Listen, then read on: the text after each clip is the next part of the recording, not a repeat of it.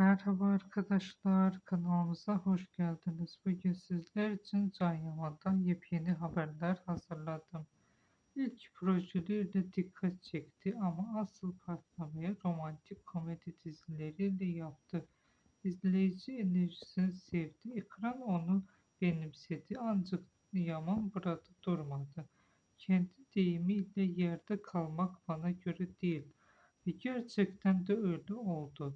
Bir anda rotasını Türkiye dışına çevirdi. Özellikle İtalya'da yakaladığı büyük çıkış onu uluslararası bir yıldız haline getirdi. Sokakta yürürken etrafını saran hayranlar, katıldığı etkinliklerde oluşan yoğun ilgi, bunlar artık onun günlük hayatının bir parçası.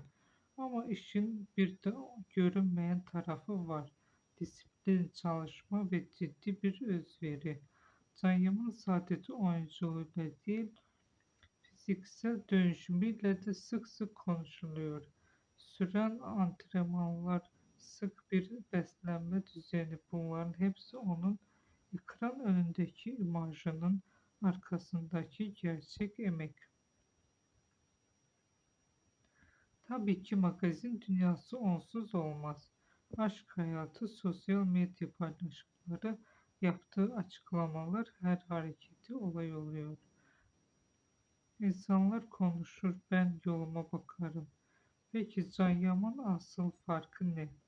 Belki de risk almadan korkmaması. Türkiye'de zirvedeyken her şeyi bırakıp başka bir ülkede yeniden başlamak. Herkesin yapabileceği bir şey değil ama o bunu yaptı ve başardı. Bugün geldiği noktada sadece oyuncu değil, aynı zamanda global bir fenomen ve milyonlarca insan için ilham kaynağı oldu. Bugünlük benden bu kadar arkadaşlar. Kanalımıza abone olmayı unutmayın. Yeniden görüşmek üzere. Hoşça kalın.